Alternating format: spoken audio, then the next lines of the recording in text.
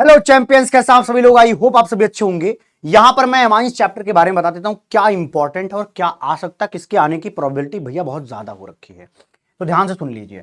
पहले तो आपको सारी बेसिसिटी वाला नॉलेज होना चाहिए जो जीओसी में आपने पढ़ा है, वो सारा तो आता ही है। उसमें प्राइमरली जो पूछा जाता है वो यही होता है कि जैसे उन्होंने लिख दिया कि भैया RnH2, R2NH और R3N, फिर साथ में लिख देंगे भैया NH3। मान लो NH3 भी साथ में है, ठीक है। फिर यहां पे ध्यान रखना, जब R क्या रहता है CH3, मतलब एक कार्बन रहे तो याद करने का तरीका क्या सीखते हैं हम कि देखो भैया 2 तो सबसे ज्यादा होता है, फिर 0, 2 डिग्री का हमेशा ज्यादा आता है, 0 का सबसे पीछे आता है। इसके बीच में क्या आएगा, एक कार्बन यहां पर है तो पहले 1 लिखो फिर 3 लिखो। लेकिन यही R अगर C2H5 होता, सॉल्वेशन का इफेक्ट लगता है तो 2 और 0 तो रहेगा, उसके बीच में क्या हो जाएगा, 1 3 स्विच कर जाएंगे जी, 3 1 हो जाएगा। मीन्स दैट अगर मैं केबी का ऑर्डर देखूं तो 2 डिग्री, 1 डिग्री, 3 डिग्री, 0 डिग्री, ये चीज हमें यहां मिलती है। बट यहां पर जो हमें मिलता है उसमें 2 डिग्री, 3 डिग्री, 1 डिग्री और 0 डिग्री, मतलब NH3 की बात हो रही है। यहां से हमने शुरुआत कर लिया, अब देखते हैं क्या है।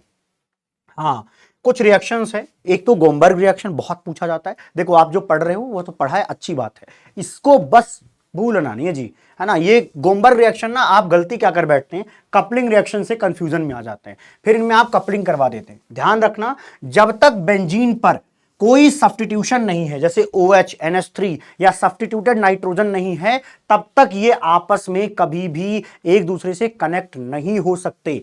ऐसा नहीं है कि बेंजीन यहां अटैक कर देगा और ये दो बेंजीन के बीच में N डबल बॉन्ड N मतलब एजो डाई बन जाएगा, ऐसा नहीं होगा। ध्यान रखेंगे, इसको हम गोमबर्ग रिएक्शन कहते हैं। यहां से क्या होता है, ये N2 निकलता है, N2 गैस के रूप में निकलता है, क्योंकि बहुत ही अच्छा लिविंग ग्रुप है, बल्कि बेस्ट लिविंग ग्रुप माना जाता है।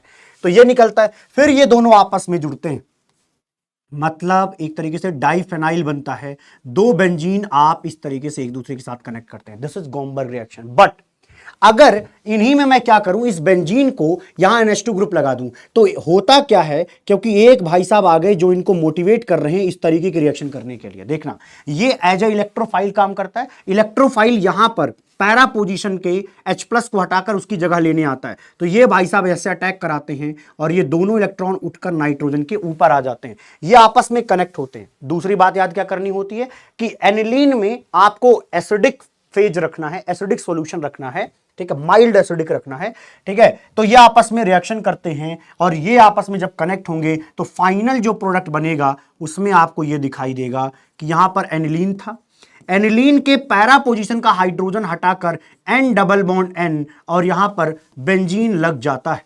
कृपया ध्यान देंगे, कृपया ध्यान देंगे, ये लग जाता है, ठीक है। और ये कलर्ड आता है, इनके कलर भी आपको याद रहे तो अच्छी बात है ना, क्योंकि कलर बेस पर ही पूछा जा रहा है। अब फिनॉल की बात करें तो ऑरेंज आता है ना, ये सब पढ़ा होगा। अब ये देखिए, ये अटैक करवाएंगे, सेम तरीके से आप लिख दीजिए, जहां NH2 है बस वहां पर OH लिख दीजिए। और एक बात का ध्यान रखिए, OH वाली कंडीशन, OH कैसा, फिनॉल कैसा होता है, एसिडिक, तो एसिडिक पार्ट को हम किस में डालते हैं, बेस में। ध्यान रखिएगा, एसिड को हम बेस में डालते हैं और बेस को एसिड में डालकर रिएक्शंस होती हैं। ये याद करने के तथ्य आपके खोपड़ी में मैं डालना चाह रहा हूं। ये जो एजोडाई बनता है ये ऑरेंज कलर का बनता है, क्या ऑरेंज कलर का ये बनता है। अब एक चीज देखें, ये भी बड़ा पूछा जाता है और ये क्लासेस में करवाया होगा सर ने, लेकिन ध्यान से देखने की बस जरूरत होती। यहां पर नाइट्रोजन पर देखो क्या है, लोन पेयर, ये लोन पेयर यहां आएगा, सेम कहानी सेम लॉजिक से यहां पर अटैक होगा, ठीक।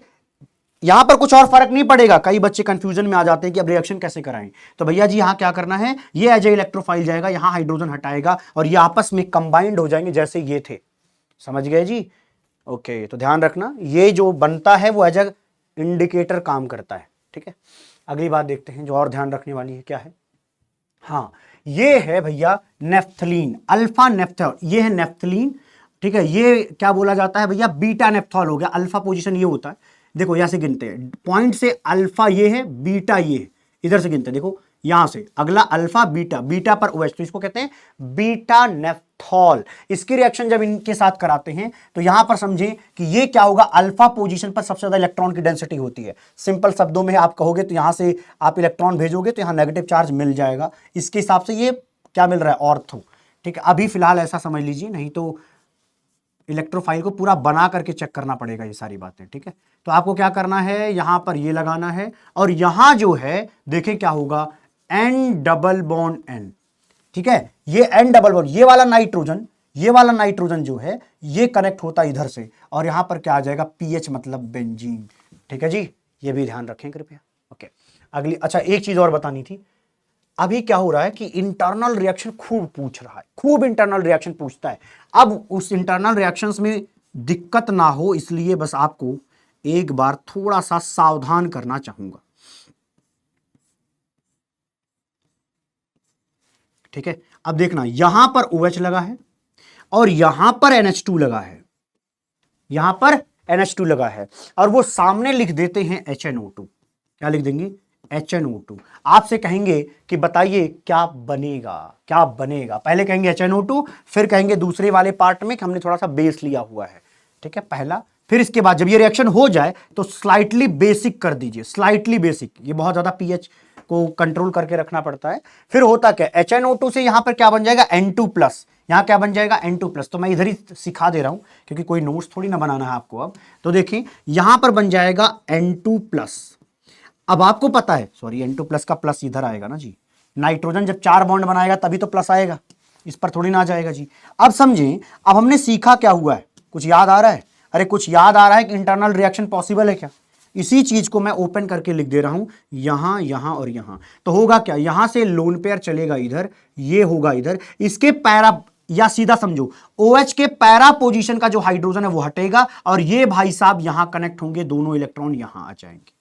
मतलब इंटरनली ये रिएक्शन हो जाएगी और ये रिएक्शन के थ्रू क्या मिलेगा जी, अरे बोलना भैया, एजोडाई मिलेगा। देखो कैसे मिलेगा, देख ले भैया कैसे मिलेगा, ये वाला नाइट्रोजन बस इससे कनेक्ट हो जाएगा और जहां यहां 3 थे बॉन्ड, अब ये 2 बॉन्ड हो जाएंगे और ये बन जाएगा। तो ये देख लें कृपया ध्यान से, ये वाला एजोडाई बनेगा। इसमें गलती कर बैठते, बाकी तो ठीक है, ठीक ठाक पढ़ रहे होंगे आप, है ना। आइए अगला देखते हैं, ये क्या लिखा है, सैंडमैन रिएक्शन। इसमें बताइएगा कौन है, इसमें से गटरमैन रिएक्शन कौन है, इनके प्रोडक्ट्स लिख लो। मैं सिंपल बताऊं, बहुत कम रटना पड़े उसके लिए एक ही तर्क हमारे पास है कि इसमें से नेगेटिव पार्ट ढूंढो क्या है। नेगेटिव पार्ट है Cl-, तो आपको कुछ नहीं करना, बेंजीन पर Cl- लगा देना, सिंपल बात है, बेंजीन पर Cl लगा देना। देखो I- यहां से आएगा, इनके थ्रू क्या आएगा, I-, तो ये लगा देना बेंजीन की खोपड़ी पर। इनसे क्या आएगा, माइनस, तो आपको पता है क्या आता है, Cn-, तो Cn जोड़ देना बेंजीन पर। H2O में H+ एंड OH नेगेटिव, जो माइनस आता है वही पार्ट जाके तो यहां पर फिनॉल बन जाता है, ठीक है जी। HbF4 को हम कैसे लिखते हैं, HF + BF3। HF को तोड़कर देखो तो आपको यहां पर F- मिलेगा, तो ये F- आपको इसको हटाकर यहीं लगा देना है, तो फ्लोरोबेंजीन मिलेगा, ठीक। अब यहां और यहां सावधान रहना है, ये बात सावधानी की ही है, वैसे क्लास में ये पढ़ाया जाता है, ये इतनी भी सावधानी की बात नहीं है कि देखें भैया आपको लगे कि कहीं बहुत ज्यादा रटने की बात है। देखो फास्फोरस से जब ये हाइड्रोजन का बॉन्ड होता है तो ये आपको हाइड्राइड देता है, तो ये रटने की बात नहीं है, सिंपल बात है, हाइड्राइड देगा। आप सोचो ये H- देगा तो ये बेंजीन पर हाइड्रोजन लगाओगे, क्या आ जाएगा भैया, बेंजीन पर हाइड्रोजन मतलब बेंजीन, अरे इसको हटाया हाइड्रोजन। तो रटना यहां तक में कहीं नहीं था, जो रटना पड़ सकता है वो ये है क्योंकि यहां पर ऑक्सीडेशन का प्रोसेस होता है, CH3 CH2OH, एक्चुअली ये एल्डिहाइड बन जाता है और ये भाई साहब जो है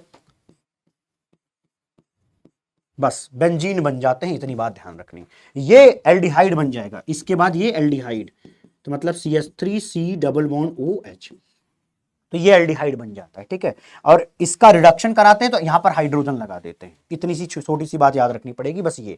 देखो हम अक्सर भूलते, पता क्या है, सैंडमैन एंड गटरमैन। तो देखें मैं इसको थोड़ा अलग तरीके से याद कराता हूं, मैं कहता हूं देखो यहां पर CuCl HCl है, तो सैंडमैन में क्या होता है कि भैया जी Cu के साथ Cl है, लेकिन यहां जो है Cu के साथ जो Cl था वो गटर में बह गया, कहां गया, गटर में बह गया, तो गटरमैन हो जाएगा। ये जीवन में कभी नहीं भूलोगे हम नाम से, इनको क्या याद रखना, गटरमैन बनेगा, तो वही सेम प्रोसेस सेम चीज है, लेकिन गटर में क्लोरीन बहा दिया किसने, गटरमैन बाबा ने, तो कहानी यहां पे समाप्त होती। प्राइमरली ये इंपॉर्टेंट है, बाकी कुछ रिएक्शंस वगैरह हैं, इनको एक बार ट्राई करके देखिएगा, ठीक है।